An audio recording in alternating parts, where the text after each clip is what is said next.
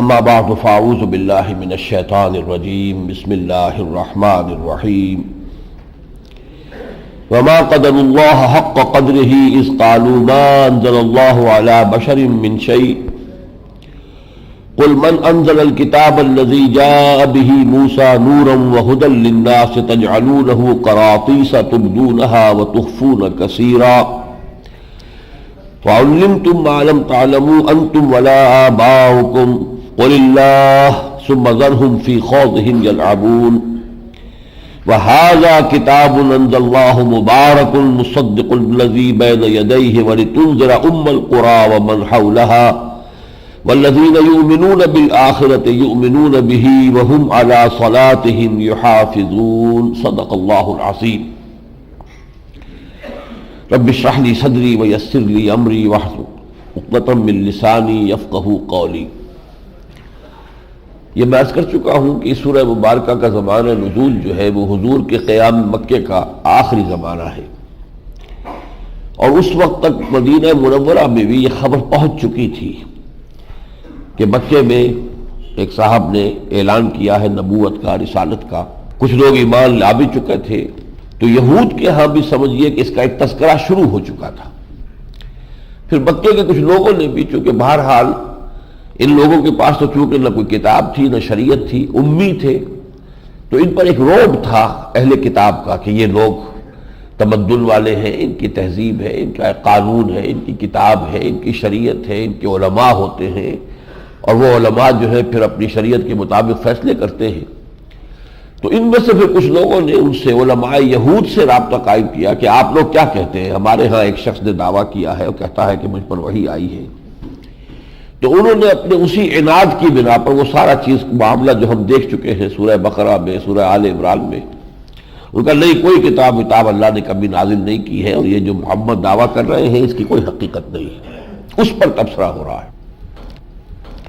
وما قدر اللہ حق قدرہ، اور ہرگز اللہ کی قدر نہیں کی جیسے کہ اس کے قدر کرنے کا حق تھا۔ اذ قالوا ما انزل اللہ علی بشر من شیء، جبکہ انہوں نے یہ بات کہہ دی کہ اللہ نے کبھی بھی کسی انسان پر کوئی شے نازل نہیں کی۔ قل من انزل الکتاب الذی جاء بہ موسیٰ، تو پھر ان سے پوچھئے وہ کتاب کس نے نازل کی تھی جو موسیٰ لے کر آئے تھے؟ نورا وہدی للناس، اس میں نور بھی تھا، اس میں ہدایت تھی نوع انسانی کے لیے۔ تجعلونہ قراطیس، تم نے اس کو ورق ورق کر دیا ہے، علیحدہ علیحدہ کر دیا ہے۔ تبدونہا، کچھ کو تم ظاہر کرتے ہو، وتخفون کثیرا، اور اکثر حصہ اس کا تم نے جو ہے وہ چھپا لیا ہے۔ علماء یہود جو ہے وہ باتیں کہ جو ان کے لوگوں کو پسند نہیں آتی تھی وہ بیان نہیں کرتے تھے۔ وَعُلِّمْتُمْ مَا لَمْ تَعْلَمُوا أَنْتُمْ وَلَا آبَاؤُكُمْ، اور تمہیں سکھائی گئی وہ چیز کہ جو نہ تم جانتے تھے نہ تمہارے آباء و اجداد جانتے تھے۔ تو وہ کتاب کس نے نازل کی تھی؟ قُلِ اللَّهُ، اے نبی کہیے کہ وہ کتاب بھی اللہ نے نازل کی تھی۔ ثم ذرهم في خوضهم يلعبون، پھر چھوڑ دیجئے انہیں جس مین میخ میں وہ پڑے ہوئے ہیں، جس رد و قدح میں ہے، جس بحث میں پڑے ہوئے، پھر اس میں زیادہ آپ حصہ نہ لیجئے، بس کہیے کہ اللہ نے جس نے تورات نازل کی تھی اسی نے یہ قرآن نازل کیا ہے۔ وَهَذَا كِتَابٌ أَنزَلْنَاهُ مُبَارَكٌ، یہ کتاب ہے جو اللہ نے اب نازل فرمائی ہے، جو مبارک ہے، برکت والی ہے۔ مصدق الذی بین یدیہ، جو تصدیق کرتے ہوئے آئی ہے اس کی کہ جو اس کے سامنے موجود ہے، تورات انجیل ان کی تصدیق کرتی ہے۔ وَلِتُنذِرَ الْقُرَىٰ وَمَنْ حَوْلَهَا، اور یہ کتاب آپ پر نازل کی گئی ہے محمد صلی اللہ علیہ وسلم تاکہ آپ اس کے ذریعے سے خبردار کر دیں القریٰ کے لوگوں کو بھی اور اس کے ارد گرد کے لوگوں کو بھی۔ القریٰ، قریٰ جو ہے قریہ کی جمع ہے، قریوں کی بستی جو ہے ان کی ماں۔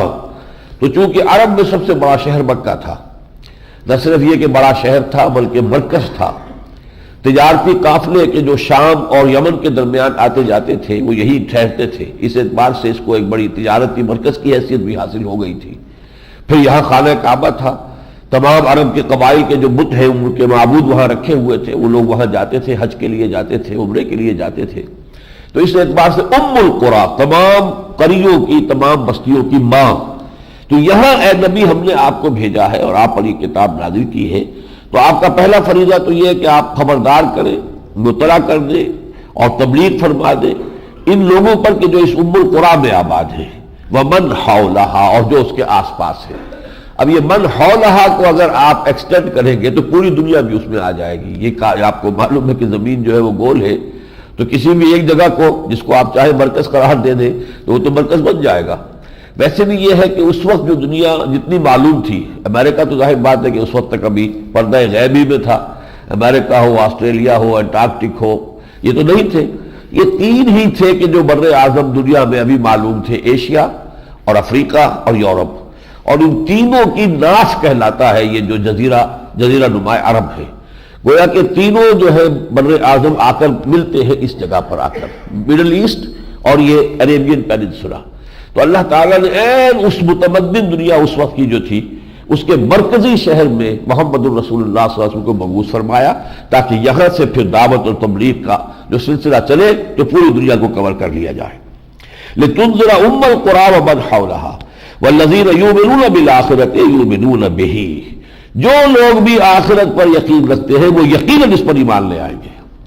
اس لیے کہ آخرت پر یقین ہے تو گویا کہ اللہ کی باس پرس کا احساس ہے۔ باس پرس کا احساس ہوگا تو آدمی حق کو تسلیم کرے گا۔ اگر نڈر ہو گیا ہے، کوئی پکڑ نہیں، کوئی محاسبہ نہیں، کوئی جزا و سزا نہیں، پھر جو چاہے آدمی کرے، جھوٹ بولے، جس طریقے سے چاہے رد کر دے حق کو۔ لیکن یہ کہ والذین یؤمنون بالآخرۃ یؤمنون بہ وہم علی صلاتہم یحافظون، وہ لوگ کہ جو آخرت پر یقین رکھتے ہیں وہ یقیناً اس پر بھی ایمان لائیں گے، اور وہی لوگ ہوں گے کہ جو اپنی نمازوں کی محافظت کرنے والے ہیں۔ قیامت کے دن کا ایک نقشہ کھینچا جا رہا ہے کہ جب پوری نوع انسانی جمع ہوگی اللہ کے حضور میں، تو اللہ فرمائے گا وَلَقَدْ جِئْتُمُونَا فُرَادًا كَمَا خَلَقْنَاكُمْ أَوَّلَ مَرَّةٍ، دیکھو تم سب آ گئے ہو ہمارے پاس، پوری نوع انسانی ہوگی، تمام انسان آدم سے لے کر آخری انسان تک جو دنیا میں آئے گا قیامت تک، سب کے سب ہوں گے موجود۔ لَقَدْ جِئْتُمُونَا، آ گئے ہو نا ہمارے پاس، فُرَادًا، ایک ایک کر کے، اکیلے اکیلے، تنہا، کما خلقناکم اول مرہ، جیسے کہ ہم نے تمہیں پیدا کیا تھا پہلی بار۔ اصل میں یہ بہت گہرا جو ہے مسئلہ ہے قرآن مجید کے فلسفے کا، کہ تخلیق انسانی دو مراحل میں ہوئی ہے۔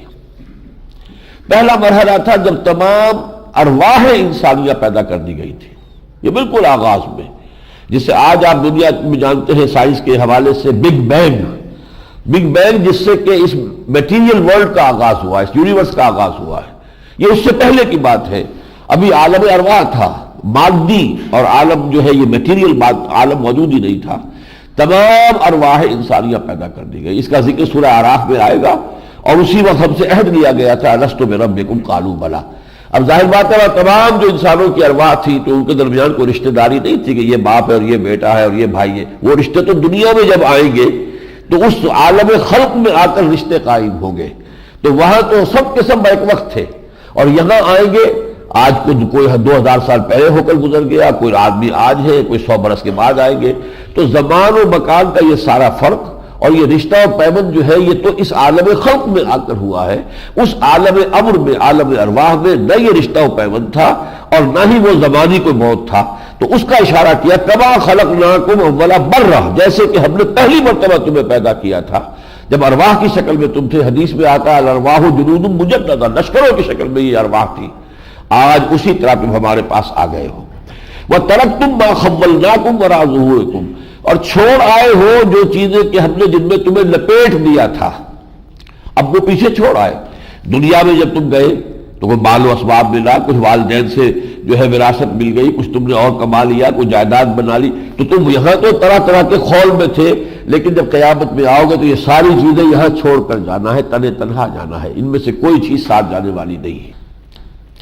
ترکتم ما خولناکم وراء ظہورکم ما نری معکم شفعاءکم الذین زعمتم انہم فیکم شرکاء، اور ہمیں کہیں وہ شریک نظر نہیں آ رہے جنہیں تم نے شریک بنایا تھا، تمہارا خیال تھا کہ وہ یہاں آ کے شفاعت کریں گے تمہاری، وہ کہاں ہے؟ لقد تقطع بینکم، اب وہ تمہارے سارے جو ذہنی اور عقیدے کے رشتے تم نے قائم کر رکھے تھے، فلاں بزرگ ہے وہ بچا لیں گے اور فلاں جو ہے دیوی ہے وہ چھڑا لے گی، اب وہ سارے کے سارے رشتے تمہارے کٹ گئے۔ وَضَلَّ عَنْكُمْ مَا كُنْتُمْ تَزْعُمُونَ، اور جو بھی تم نے جھوٹے خیال بنا لیے تھے وہ سب کے سب ہوا ہو گئے، ان کا کوئی وجود نہیں ہے۔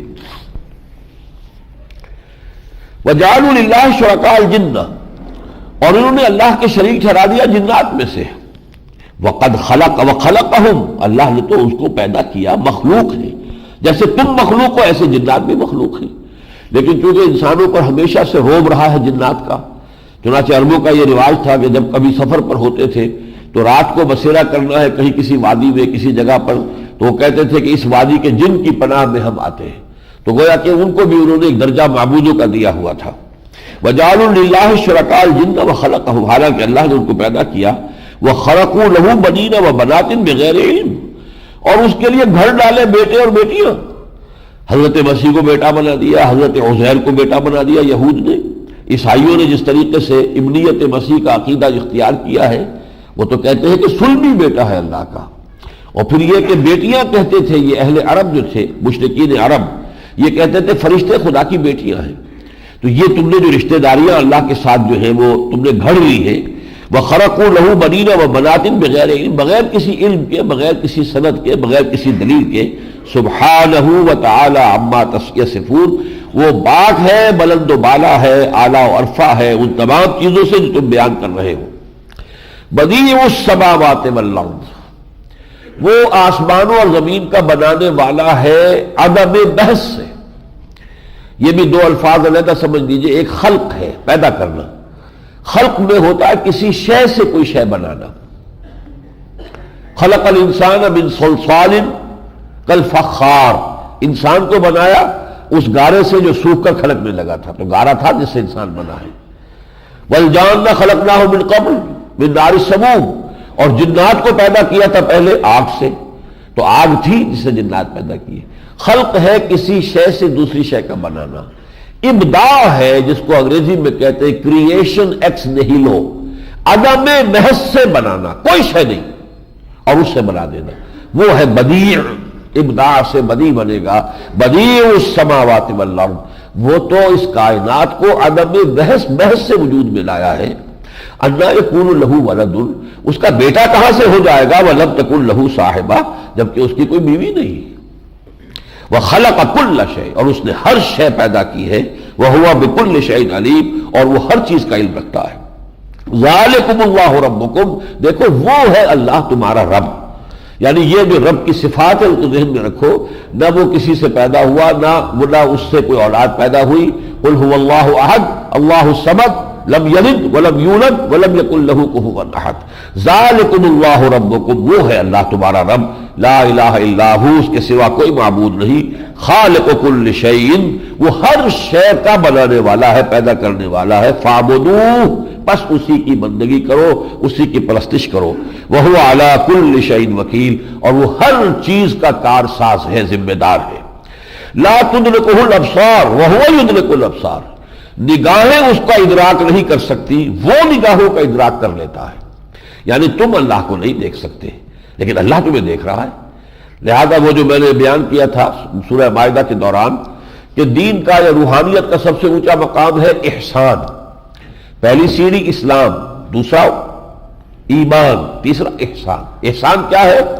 ان تعبد اللہ کانک تراہ فإن لم تکن تراہ فإنہ یراک، اس کیفیت کے ساتھ سرشار ہو کر اللہ کی بندگی کرنا یا اللہ کے لیے بھاگ دوڑ اور محنت کرنا جیسا کہ تم اسے اپنی آنکھوں سے دیکھ رہے ہو، اور اگر تم اسے نہیں دیکھ رہے ہو تو یہ خیال یقیناً رہنا چاہیے کہ وہ تمہیں دیکھ رہا ہے۔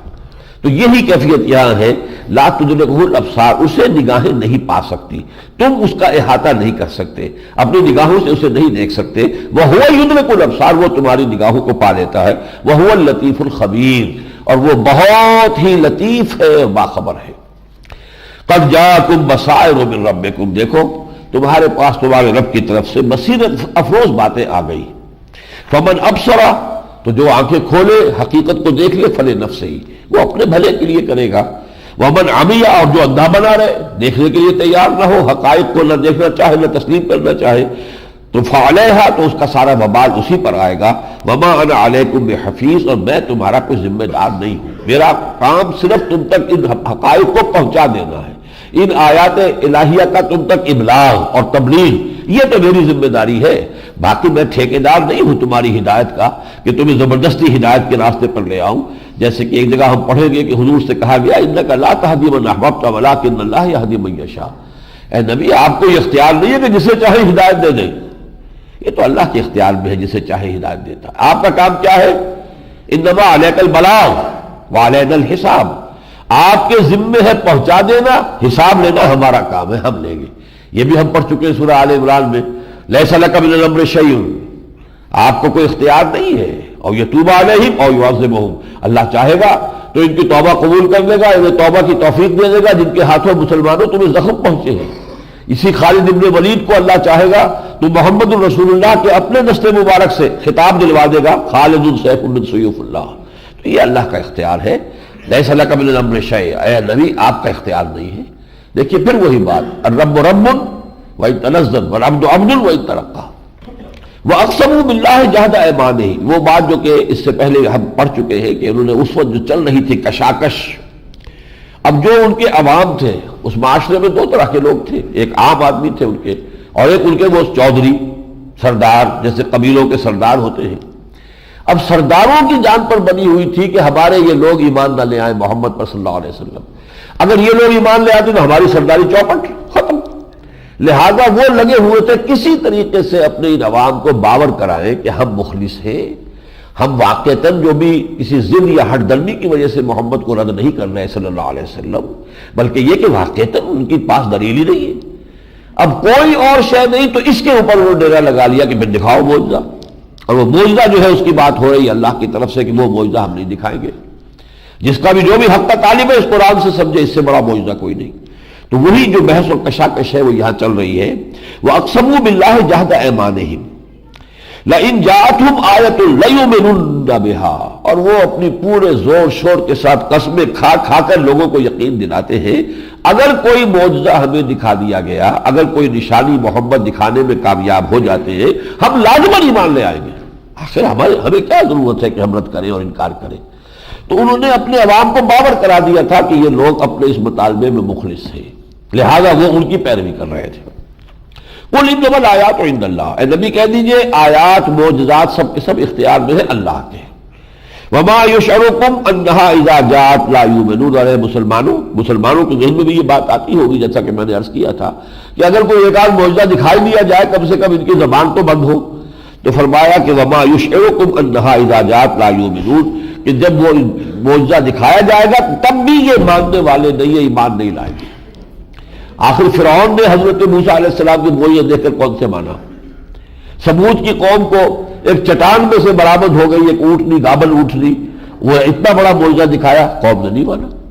حضرت عیسیٰ علیہ السلام کو جو معجزے دے دیے گئے، علماء یہود نے ان کو مرتد اور کافر اور جادوگر قرار دے کر اپنے بس پر سولی پر چڑھا دیا۔ تو معجزے کے ذریعے سے کوئی آج تک مانا نہیں ہے۔ ماننا تو ہوتا ہے، انسان کی اپنی طبیعت سلیم ہے اور وہ واقعتاً حق کا جویا ہے، متلاشی ہے، وہ چاہتا ہے کہ اسے حق اور ہدایت جو ہے ملے، اس کے لیے اللہ تعالیٰ راستہ کھول دیتا ہے، اس کے لیے قرآن سے بڑھ کر کسی شے کی ضرورت نہیں۔ اب اگر کوئی ہٹ دھرم ہے جس نے ماننا ہی نہیں ہے، وہ اپنی نفس پرستیوں میں شہوات ہی میں مبتلا ہے، اسی میں مگن ہے اور اسی میں رہنا چاہتا ہے، تو کتنے ہی معجزے دکھا دیے جائیں وہ ایمان نہیں لائیں گے۔ وَنُقَلِّبُ أَفْئِدَتَهُمْ وَأَبْصَارَهُمْ كَمَا لَمْ يُؤْمِنُوا بِهِ أَوَّلَ مَرَّةٍ، اور اگر ایسا معجزہ ہوا بھی تو یہ ایمان نہیں لائیں گے، اس لیے کہ ہم ان کے دلوں کو الٹ دیں گے اور ان کی نگاہوں کو، اس لیے کہ وہ پہلی مرتبہ ایمان نہیں لائے تھے۔ اس میں بڑی عظیم حقیقت ہے، اور وہ یہ ہے اللہ تعالیٰ نے جیسے ہمارے جسم میں صلاحیتیں رکھی ہیں، اب آنکھ میں بینائی ہے، بصارت ہے، فرض کیجئے آپ اس آنکھ کے اوپر پٹی باندھ دیں، کئی سال تک پٹی بندھی رہے، بینائی زائل ہو جائے گی۔ کیوں؟ اس کو کہتے ہیں ڈس یوز ایٹروفی۔ جس شے کے لیے اللہ نے کسی شے کو بنایا ہے اسے استعمال نہیں کریں گے تو اس کی وہ صلاحیت ختم ہو جائے گی۔ اسی طریقے سے انسان میں حق کو پہچاننے کی ایک صلاحیت اللہ نے رکھی ہے، حق سامنے آتا آدمی پہچان لیتا کہ ہاں بات ٹھیک ہے، لیکن اپنی ضد کی وجہ سے، کسی مصلحت کی وجہ سے، کسی چودراہٹ کی وجہ سے، کسی اور اسی طرح کے تعصب کی وجہ سے رد کر دیتا ہے۔ دل گواہی دے رہا ہے کہ ٹھیک ہے، مانو، نہیں مانتا۔ اس کا نتیجہ کیا نکلتا ہے کہ یہ صلاحیت ان میں کم ہونی شروع ہو جاتی ہے، اور رفتہ رفتہ پھر وہ صلاحیت بالکل سلب ہو جاتی ہے۔ اس مرحلے پر پھر آتا ہے ختم اللہ علی قلوبہم وعلی سمعہم وعلی ابصارہم غشاوہ۔ اب یہ اس پوائنٹ آف نو ریٹرن کو پہنچ چکے ہیں کہ اب ان کے لیے کوئی شے بھی ہدایت کا ذریعہ نہیں بن سکتی، اس لیے کہ وہ اندرونی جو ان کی استعداد تھی حق کو پہچاننے کی وہی سلب ہو گئی۔ اسی کو یہاں تعبیر کیا ہے، ہم ان کے دلوں کو الٹ دیں گے اور ان کی نگاہوں کو الٹ دیں گے، اس لیے کہ پہلی مرتبہ حق کے منکشف ہونے پر انہوں نے حق کو قبول نہیں کیا، لہذا اس جرم کی پاداش میں وَنَذَرُهُمْ فِي طُغْيَانِهِمْ يَعْمَهُونَ، اور ہم انہیں ان کی سرکشی کے اندر چھوڑ دیں گے کہ اندھے ہو کر آگے بڑھتے چلے جائیں۔ وَلَوْ أَنَّنَا نَزَّلْنَا إِلَيْهِمُ الْمَلَائِكَةَ، اور اے مسلمانوں دیکھو اگر ہم ان کے اوپر فرشتے نازل کر دیں، وَكَلَّمَهُمُ الْمَوْتَى، اور قبروں سے نکل کر مردے بھی آ کر ان سے کلام کرے اور کہے کہ محمد جو ہے واقعی حق ہے اور اللہ کے رسول ہے، وَحَشَرْنَا عَلَيْهِمْ كُلَّ شَيْءٍ قُبُلًا، اور ہر چیز ہم ان کے سامنے لا کے جمع بھی کر دیں، مَا كَانُوا لِيُؤْمِنُوا إِلَّا أَن يَشَاءَ اللَّهُ، تب بھی ان میں سے کوئی ایمان لانے والا نہیں ہے الا یہ کہ اللہ تعالیٰ ہی کی توفیق ہو، اور اللہ کی توفیق کسے ہوتی ہے؟ جو طالب حقیقت ہوتا ہے۔ طالب حق ہوگا اللہ کی توفیق ہوگی، طالب حق نہیں ہے اللہ کی توفیق نہیں ہوگی۔ وَلَكِنَّ أَكْثَرَهُمْ يَجْهَلُونَ، لیکن ان کی اکثریت جو ہے ناواقف ہے، جہالت میں مبتلا ہے۔ اب جو بات آ رہی ہے وہ اس موضوع پر یوں سمجھیے کہ ضربۂ سلام ہے۔ وَكَذَلِكَ جَعَلْنَا لِكُلِّ نَبِيٍّ عَدُوًّا شَيَاطِينَ الْإِنسِ وَالْجِنِّ، اسی طرح ہم خود کھڑا کر دیتے ہیں ہر نبی کے مقابلے میں دشمن بنا کر شیاطین جن و انس کو، یعنی یہ بھی اللہ تعالیٰ کی سنت ہے۔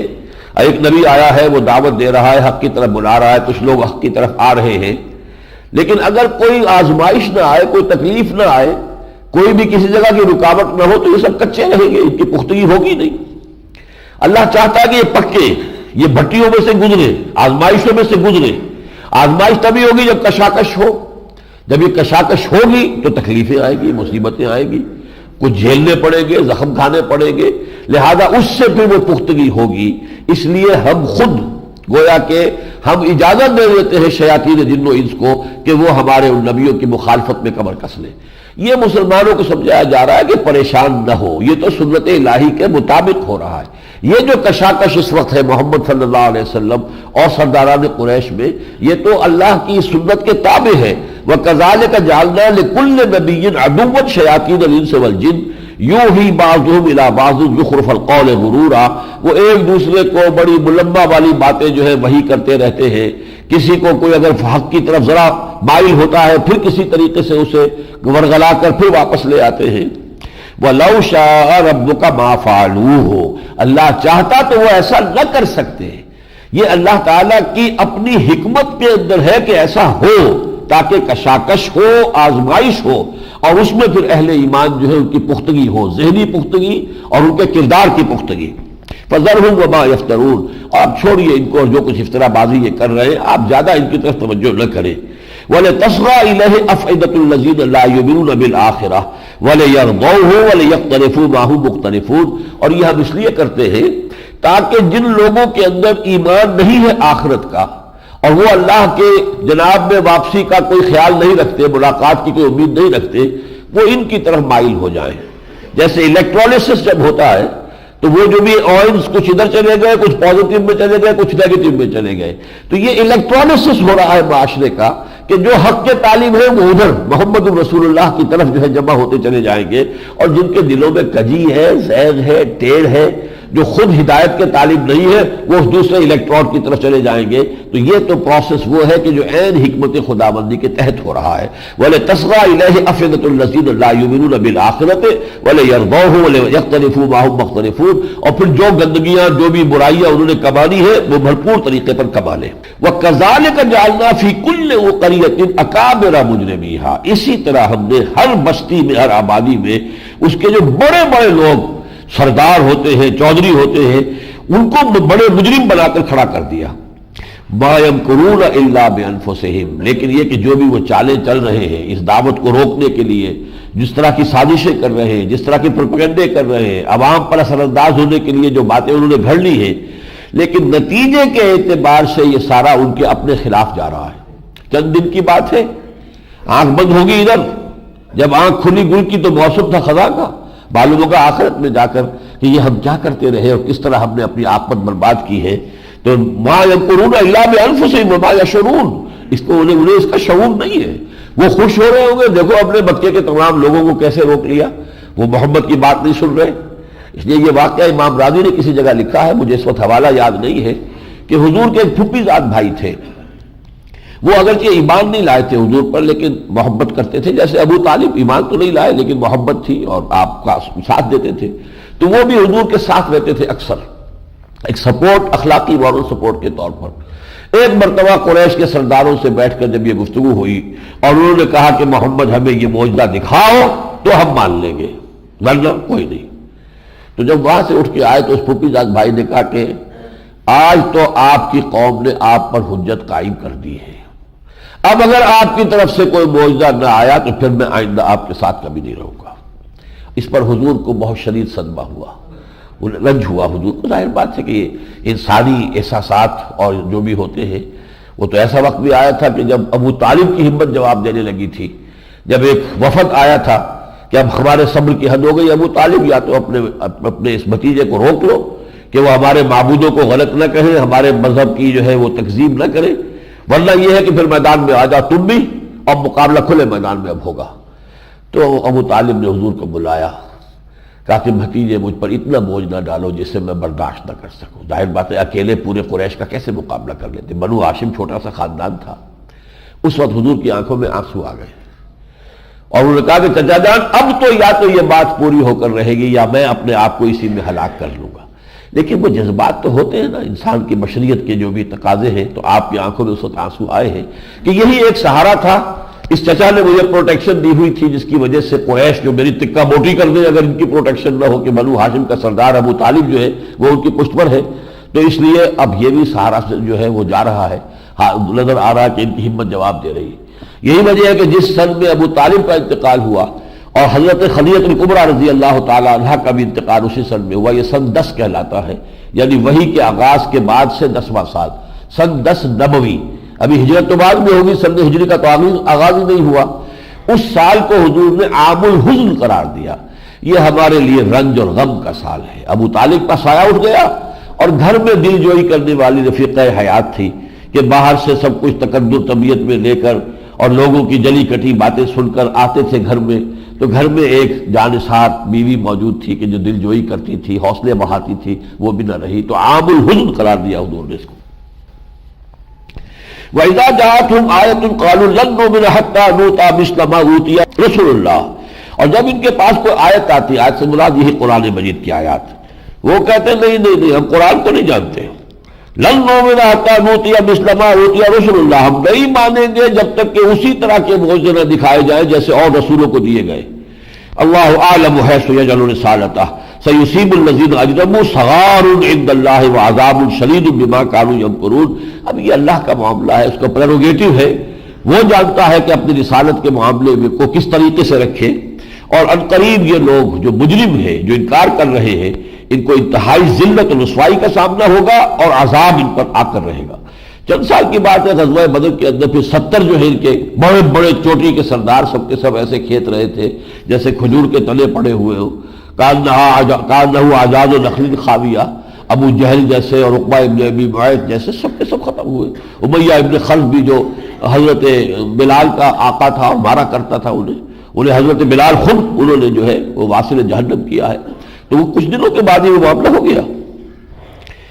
فَمَن يُرِدِ اللَّهُ أَن يَهْدِيَهُ، تو اللہ تعالیٰ جس کے بارے میں یہ ارادہ فرما لیتا ہے کہ اسے ہدایت دے، یشرح صدرہ للاسلام، اس کے سینے کو اسلام کے لیے کھول دیتا ہے، یعنی ہر شے اسلام کی اسے معلوم ہوتا ہے کہ واقعی یہ بات تو بہت صحیح ہے، میری فطرت کے مطابق ہے، میری عقل کے مطابق ہے، وہ انشراح داخلی جو ہے باطنی، وہ اسلام کی ہر شے جو ہے اسے وہ معلوم ہوتی ہے، معقول ہے، عمدہ ہے۔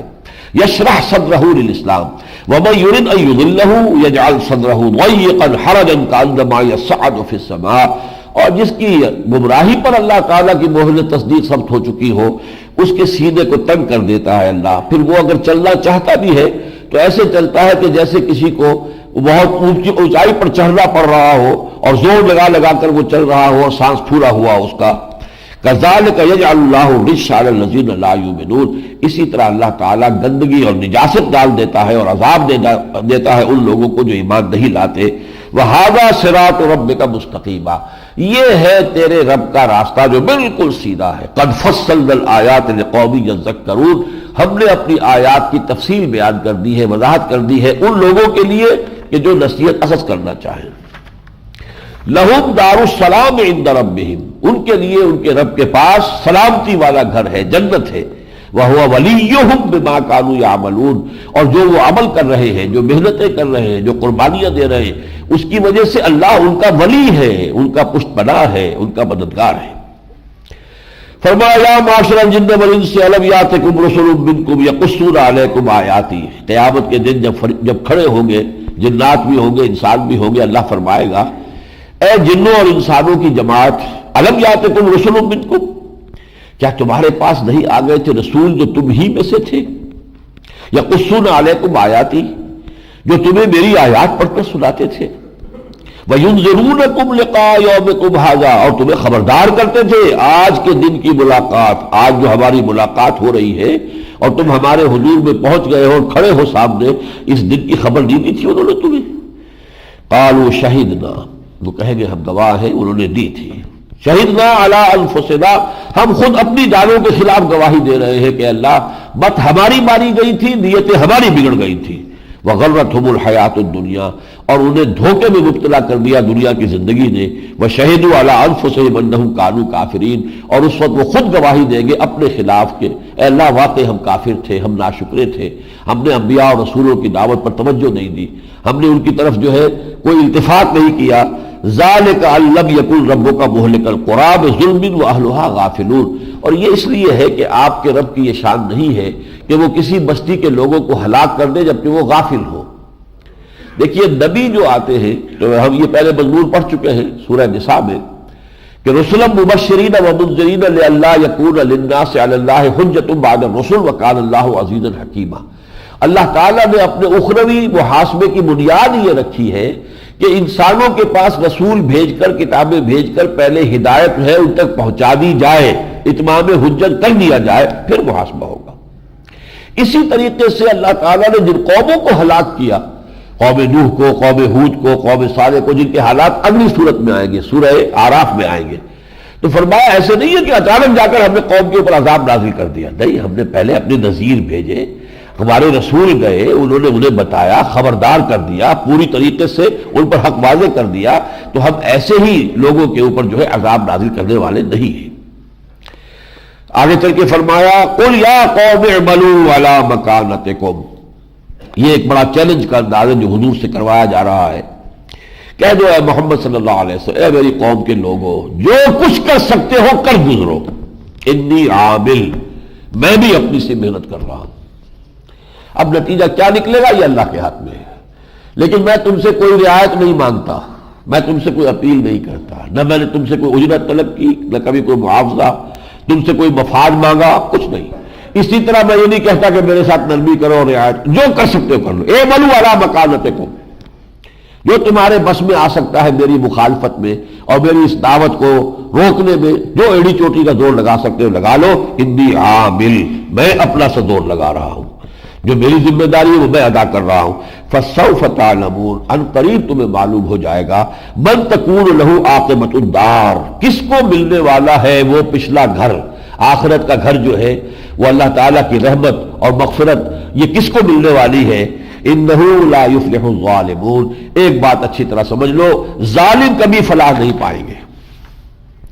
اس کے بعد مسلسل 2-3 رکوعوں میں جو وہاں کے معاشرے میں بعض بڑے یعنی مشرکانہ اوہام پیدا ہو گئے تھے، وہ کچھ جانوروں کو اپنے بتوں کے نام پر چھوڑ دیتے تھے، جیسے جن لوگوں نے بھی ہندو معاشرے کو دیکھا، اب ایک نسل تو یہاں پہ پیدا ہو چکی ہے جن کو معلوم ہی نہیں، بہرحال جن کو بھی یہ تجربہ انہیں معلوم ہے کہ وہ سانڈ چھوڑ دیا، کوئی گائے چھوڑ دی، اب وہ جو ہے کسی بت کے نام پر، دیوی کے نام پر اسے کوئی ٹچ نہیں کر سکتا، وہ جہاں چاہے منہ مارے، کھائے پیے، اسی طرح ان کے ہاں تھا۔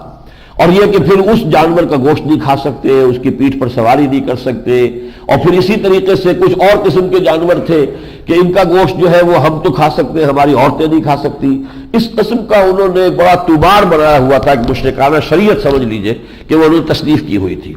ان چیزوں کی پھر نفی جو ہے بہت تفصیل سے آئی ہے، انہی کا حوالہ سورہ بقرہ میں بھی آیا کہ یہ جو تمہارے اوہام وغیرہ ہیں تو اب ختم کرو، اللہ تعالیٰ نے جس چیز کو حرام کیا ہے واضح کر دیا، یہ چیز حرام ہے، اس کے علاوہ جو ہے جو بھی اللہ نے تمہارے لیے رزق پیدا کیا ہے، کلوا مما رزقناکم حلالا طیبا، جو حلال اور طیب اور پاکیزہ رزق ہم نے دیا ہے اسے کھاؤ۔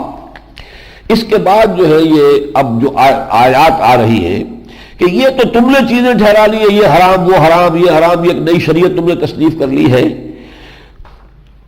قل تعالوا اتل ما حرم ربکم علیکم، آؤ ذرا، یہ ساری باتیں تو غلط تھی جن کی میں نے نفی کر دی، میں اس کی تفصیل میں نہیں جا رہا، ترجمے میں چھوڑ رہا ہوں اس حصے کو. لیکن آخری بات اب جو کہی جا رہی ہے سورہ مبارکہ میں، قل تعالوا اتل ما حرم ربکم علیکم، آؤ میں تمہیں بتاتا ہوں کہ تمہارے رب نے تم پر کیا چیزیں حرام ٹھہرائی ہیں. اس میں حقیقت میں یوں سمجھیے کہ جو دین کی جو اساسی تعلیمات ہیں ان کا خلاصہ آ رہا ہے. یہاں یہ ایک رکوع میں آ رہا ہے، یہی چیز پھر آگے چل کر آئے گی سورہ بنی اسرائیل میں 2 رکوع، تیسرا رکوع اور چوتھا رکوع. اور یہ در حقیقت تورات کی تعلیمات کا خلاصہ ہے، اس لیے کہ تورات جو ہے، تورات میں اور قرآن میں 2000 برس کا فصل ہے. 1400 قبل مسیح میں تورات دی گئی حضرت موسیٰ علیہ السلام کو، 610 میں قرآن مجید کا نزول شروع ہوا ہے محمد رسول اللہ صلی اللہ علیہ وسلم. پورے 2000 برس کا فصل ہے. تو اس 2000 برس کے دوران نوع انسانی نے ارتقا کیا ہے، ذہنی ارتقا ہوا، تمدنی ارتقا ہوا.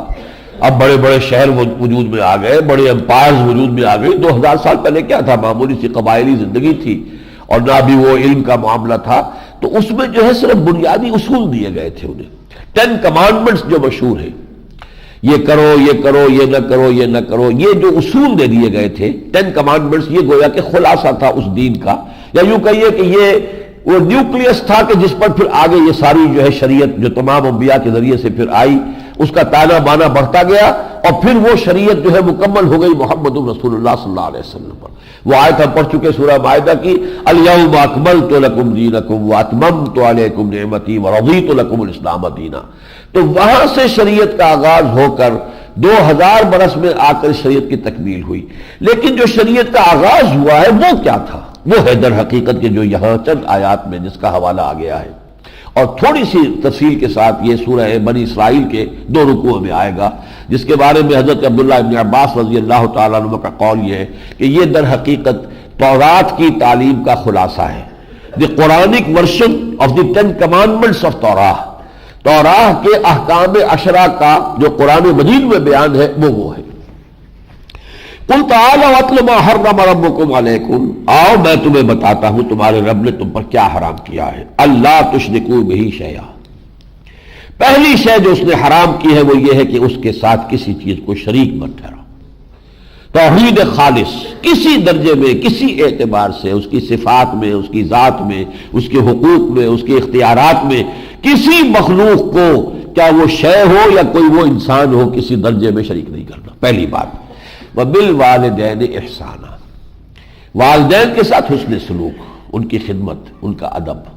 یہ جو انسانی معاشرے کی یہ گویا کہ ایک اہم بنیاد ہے جو مغرب میں بالکل منہدم ہو چکی ہے، بالکل منہدم ہو چکی ہے. والدین بوجھ معلوم ہوتے ہیں. بوڑھے والدین کو علیحدہ لے جا کر اولڈ ہاؤسز کے اندر ڈال دیا، کھانے پینے کو تو سب کچھ انہیں ملتا ہے وہاں پر، لیکن یہ ہے کہ وہ اپنی اولاد کی شکل نہیں دیکھ سکتے، ترستے ہیں. وہ بات نہیں. اللہ کا شکر ہے کہ آج بھی ہمارا مشرقی معاشرہ جو ہے وہ اس درجے نہیں بگڑا ہے، اگرچہ وہ فورسز پورا زور لگا رہی ہیں. یہ ساری NGOs جو یہاں پر کام کر رہی ہیں، نان گورنمنٹ آرگنائزیشنز، ان سب کا جو مین ہے وہ یہ ہے کہ خاندانی نظام کو، جیسے کہ وہ یورپ میں برباد ہو چکا ہے، یہاں پر بھی اسے بالکل مسمار کر کے رکھ دیا جائے. ایک کانفرنس کی تھی کائرو میں اور ایک کانفرنس کی ہے بیجنگ میں. اب دیکھیے کس طریقے سے ایشیا کو گویا کہ حصار میں لیا ہے، محاصرے میں لیا ہے. ایک بڑی کانفرنس وہاں، ایک یہاں. کس لیے؟ یہ ہے فیمنزم، ویمن لب، عورتوں کی آزادی. اور وہ عورتوں کی آزادی اگر ہوگی خاندان کا ادارہ برباد ہو جائے. وبالوالدین احسانا نمبر 2 ہو گیا. ولا تقتلوا اولادکم من املاق، اپنی اولاد کو تنگ دستی کے خیال سے قتل نہ کرو. نحن نرزقکم وإیاہم، تمہیں بھی ہم ہی رزق دیتے ہیں، ہم انہیں بھی دیں گے.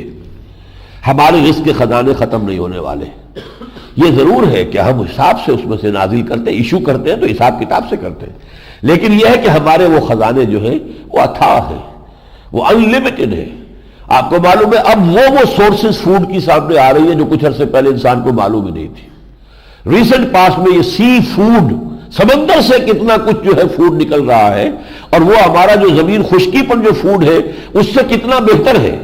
یہ گوشت جو بھی ہم کھاتے ہیں، یہ جو حیوانات و چوپایوں کا، اس سے کہیں زیادہ بہتر گوشت جو ہے وہ سمندر میں اللہ نے پیدا کیا ہے، اور وہ سی فوڈ کے سورس سے چلے آ رہے ہیں۔ تو یہ کہ تندرستی کے خیال سے اولاد کو قتل کر دیا جائے، اگرچہ اس میں ظاہر بات ہے کہ یہ جو ہے برتھ کنٹرول کا معاملہ وہ اس میں ضمن آئے گا، اس لیے کہ اگر تو ہے اس میں ایبارشن، وہ تو قتل کے درجے میں ہے، ایبارشن ہے تو وہ قتل ہے، لا تقتلوا اولادکم۔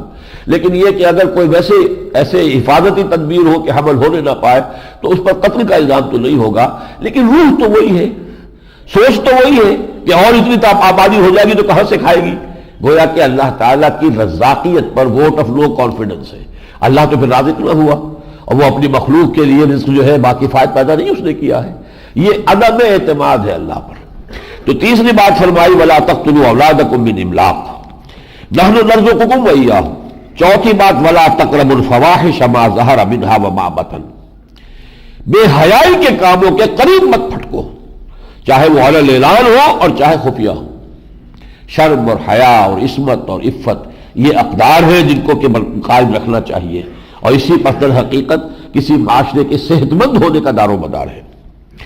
پانچواں وَلَا تَقْتُلُوا النَّفْسَ الَّتِي حَرَّمَ اللَّهُ إِلَّا بِالْحَقِّ، کسی جان کو قتل نہ کرو جس کو اللہ نے محترم ٹھہرایا ہے۔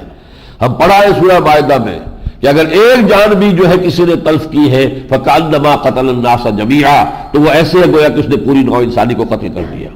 تو کوئی بھی ناحق جو ہے قتل کرنے کا حق تمہیں نہیں ہے۔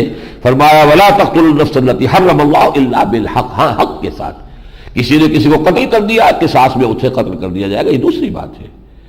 اگر اسی طریقے سے شادی شدہ ہے، اس نے زنا کیا، رجم کر دیا جائے گا، چاہے مرد ہو چاہے عورت ہو، یہ دوسری بات ہے۔ یہ ہے حق، شریعت کے تحت کسی کی جان لینا یہ اور ہے، لیکن یہ کہ بغیر کسی ایسے سبب کے کسی انسان کو قتل کر دینا، یہ تو ایسے ہے کأنما قتل الناس جميعا۔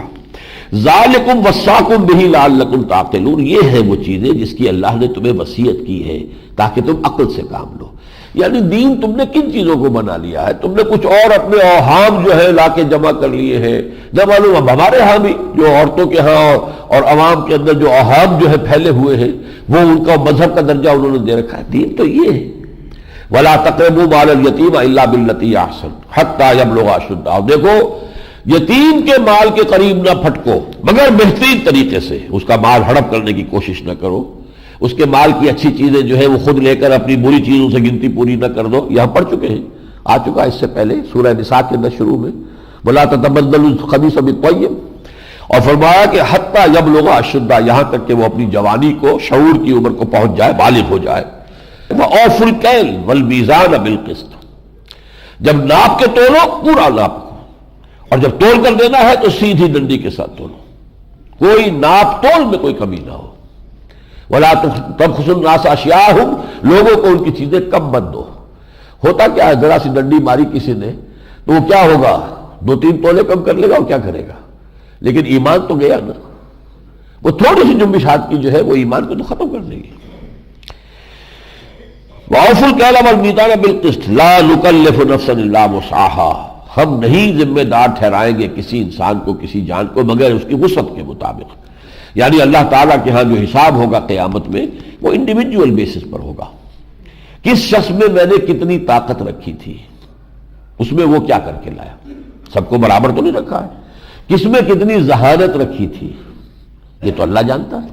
اب ظاہر بات ہے آج کی اصطلاح میں ہوتا ہے کہ جینز ہیں ہمارے، اب میرے اپنے کچھ جینز تھے، والدہ سے والد سے ملے ہیں، انہیں ان کے والدین سے ملتے چلے آ رہے ہیں، وہ جینز جو ہے اس سے میری ایک شخصیت کا حیولہ بنا ہے، وہ تو میرے لیے گیون ہے، یہ میں نے خود تو نہیں بنایا ہے، it's not by choice, it's given for me. لیکن اس کے اندر اب میں کیا کر رہا ہوں ود ان دس، اس کو شاکلہ کہا ہے سورہ بنی اسرائیل میں۔ شاکلہ انسانی شخصیت کا بنتا ہے انہی چیزوں سے کہ جو اللہ کی طرف سے اسے دے دی گئی، وسعت جو دی گئی ہے۔ اب اس شاکلہ نے جو کچھ اس کے اندر صلاحیت اور استعداد تھی اسے اس نے کس طور سے بھرپور طریقے پر استعمال کیا، اس پر محاسبہ ہوگا۔ لا نکلف نفسا الا وسعها واذا قلتم فاعدلوا، اور دیکھو جب بھی بات کرو تو عدل کی بات کرو۔ اب یہ ہے مکی صورت، مدنی صورت میں ہم پڑھ چکے ہیں یا ایھا الذین آمنوا کونوا قوامین بالقسط شہداء للہ ولو علی انفسکم وبالوالدین والاقربین، اہل ایمان پوری طاقت کے ساتھ کھڑے ہو جاؤ قسط کے لیے، عدل کو قائم کرنے کے لیے، اللہ کے گواہ بن کر کھڑے ہو جاؤ، خواہ وہ بات تمہارے اپنے خلاف جاتی ہو یا تمہارے والدین کے خلاف جاتی ہو یا تمہارے رشتہ داروں کے خلاف جاتی ہو۔ یہ سورہ نساء میں تھا، اور سورہ مائدہ میں یا ایھا الذین آمنوا کونوا قوامین للہ شہداء بالقسط، پوری طاقت کے ساتھ اللہ کے لیے کھڑے ہو جاؤ، کمر کس لو اور گواہ بن جاؤ قسط کے، عدل کے، انصاف کے۔ لا یجرمنکم شنآن قوم علی الا تعدلوا اعدلوا هو اقرب للتقوی، اور دیکھو کسی قوم کی دشمنی تمہیں اس پر آمادہ نہ کر دے کہ تم عدل نہ کرو، عدل کرو ہر حال میں۔ تو فرمایا وَإِذَا قُلْتُمْ فَاعْدِلُوا وَلَوْ كَانَ ذَا قُرْبَىٰ، خواہ وہ قرابت دار ہی ہو، وَبِعَهْدِ اللَّهِ أَوْفُوا، اللہ کے عہد کو پورا کرو۔ اللہ کا عہد جو ہے اصل میں تو آئے گا سورہ اعراف میں، اگلی ہی صورت ہے الستو بربکم قالوا بلی، میری اور آپ کی ارواح یہ عہد کر کے اس دنیا میں آئی ہے۔ اب اللہ کی بندگی کا حق ادا کرنا ہمارے ذمے ہے، ہم نے اسے اپنا رب مانا ہے۔ ذالکم وصاکم بہ لعلکم تذکرون، یہ ہے وہ چیزیں جن کی وصیت اور تاکید کی ہے اللہ نے تمہیں تاکہ تم نصیحت اخذ کرو۔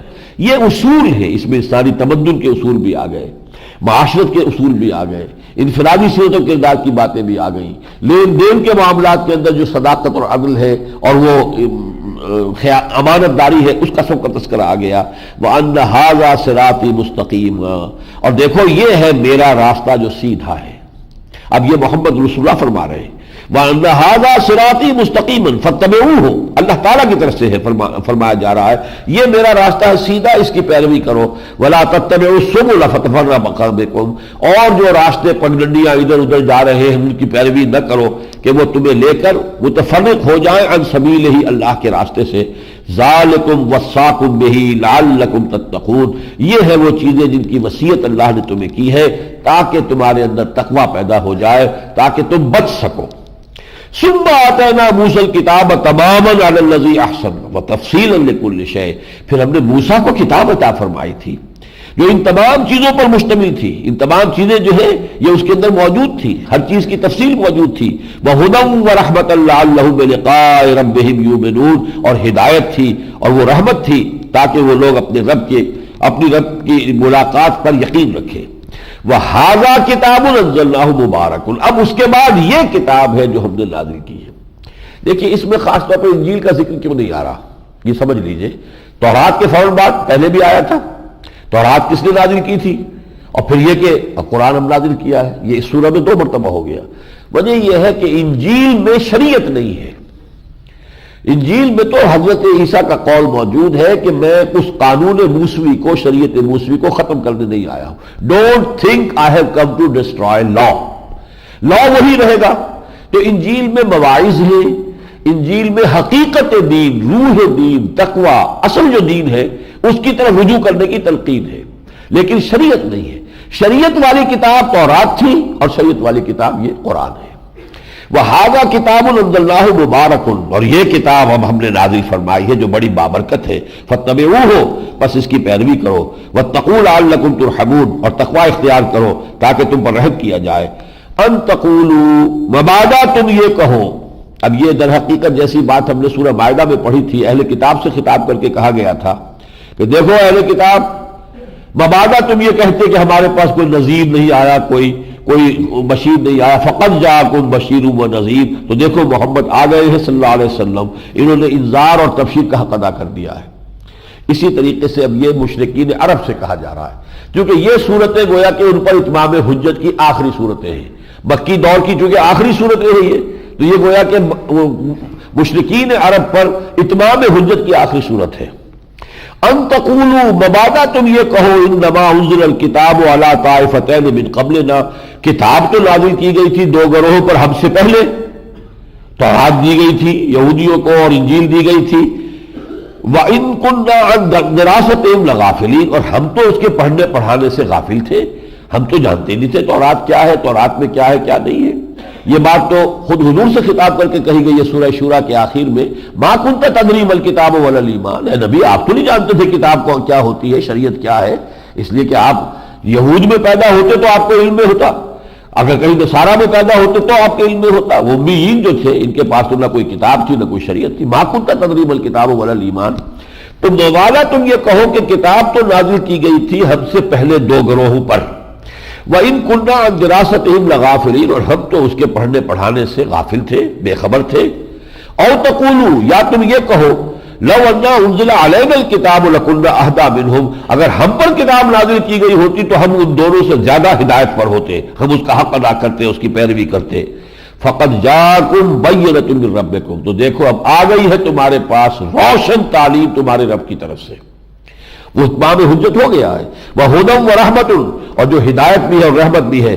فمن اظلم ممن کذب بآیات اللہ، تو اب کون بڑا ظالم ہوگا اس سے جو اب آیات الہی کی کو جھٹلا دے، وصدف عنہا، اور اس سے کلنی کترا کے نکل جائے، پہلو بچا کر نکل جائے. سنجزی الذین یصدفون عن آیاتنا سوء العذاب بما كانوا یصدفون، اور ان قریب ان لوگوں کو جو ہماری آیات سے کلنی کتراتے ہیں ہم ان کو بدترین عذاب سے دوچار کریں گے ان کے اس طرز عمل کی پاداش میں. ذرا آگے چل کر اب بہت ہی جامع اور بہت فضیلت والی آیات ہیں. قل اننی ہدانی ربی الی صراط مستقیم، اے نبی کہہ دیجئے مجھے تو میرے رب نے ہدایت دے دی ہے سیدھی راہ کی طرف. دینن قیما، دین ہے قائم رہنے والا. دیکھیے دین ہمیشہ سے ایک ہے، دین ابراہیم کا بھی وہی تھا، نوح کا بھی وہی تھا، موسیٰ کا بھی، عیسیٰ کا بھی، اور محمد کا بھی صلی اللہ علیہ وسلم. دین ایک ہے. شرع لکم من الدین ما وصی بہ نوحا والذی اوحینا الیک وما وصینا بہ ابراہیم وموسیٰ وعیسیٰ ان اقیموا الدین. دین ایک ہے، شریعتیں مختلف ہوئی ہیں. حضرت جیسا کل ہم نے آیت پڑھی تھی لِكُلٍّ جَعَلْنَا مِنْكُمْ شِرْعَةً وَمِنْهَاجًا، ہم نے ہر ایک کے لیے علیحدہ شریعت مقرر کی اور منہاج طریقہ کار بھی. طریقہ کار موسیٰ کا کچھ مختلف تھا حضور صلی اللہ علیہ وسلم کے طریقہ کار سے.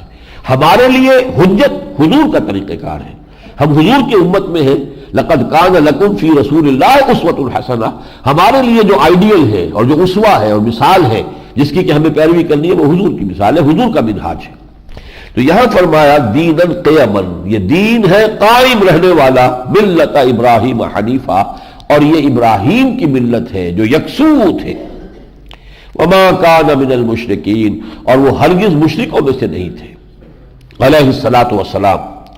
قل ان صلاتی ونسکی ومحیای ومماتی للہ رب العالمین، کہہ دیجئے، اور اللہ تعالیٰ مجھے اور آپ کو بھی توفیق دے کہ ہم یہ کہہ سکیں. لیکن یہ کہہ سکنا ہے اس کے بعد کہ آدمی فیصلہ کر لے. ان صلاتی و نسکی، یقیناً میری نماز بھی، میری قربانی بھی، و محیایا، اور میری زندگی بھی، و مماتی، اور میری موت، للہ رب العالمین، اللہ کے لیے ہے جو تمام جہانوں کا پروردگار ہے. انسان اپنا سب کچھ جو ہے اس کے لیے وقف کرنے کے لیے تیار ہو.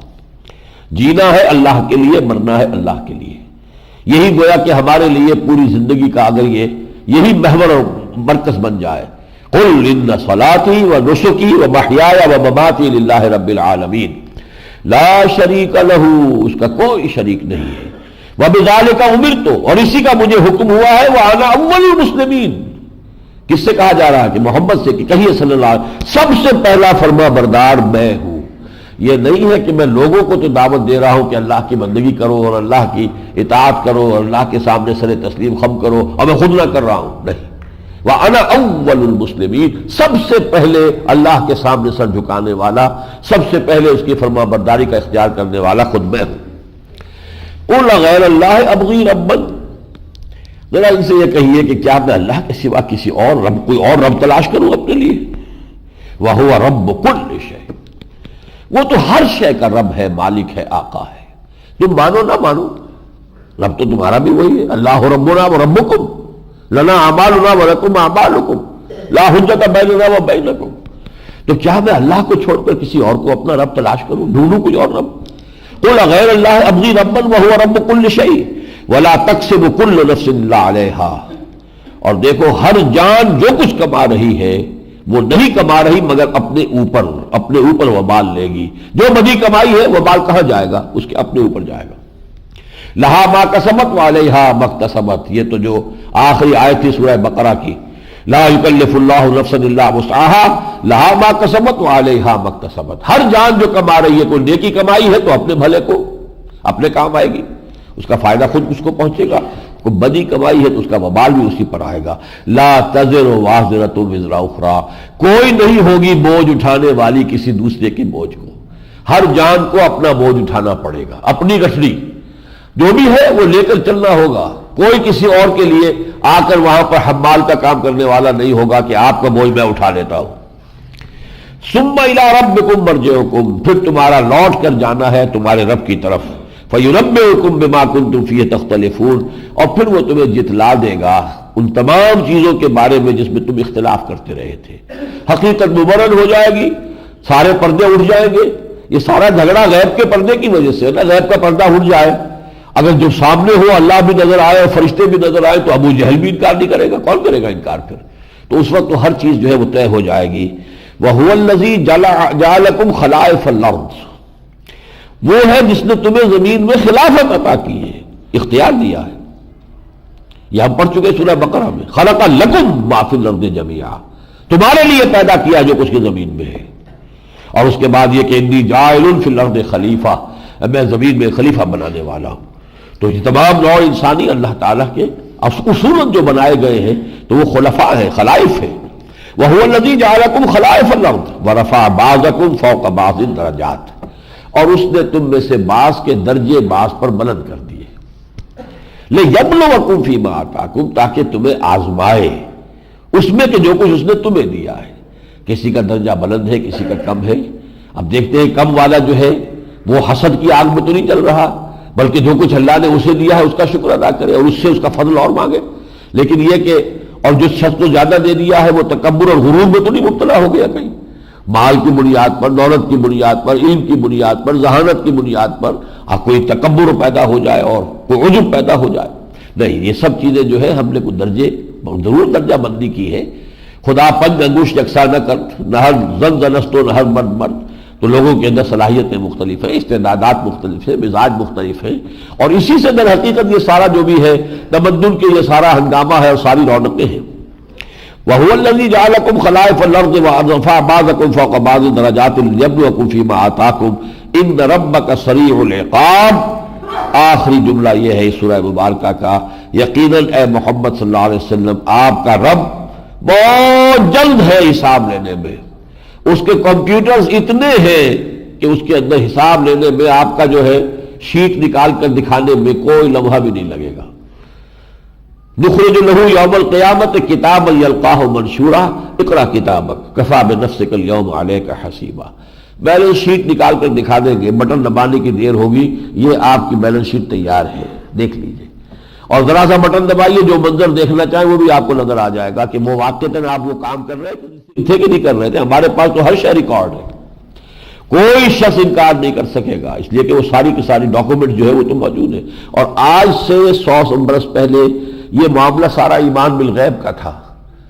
آج یہ معاملہ ایمان بالغیب کا نہیں رہا. آج تو ہمیں معلوم ہے آوازیں جو ہے وہ ریکارڈ ہو رہی ہیں، اور جو تصویریں ہیں پوری زندگی کی ریل ایک بن رہی ہے.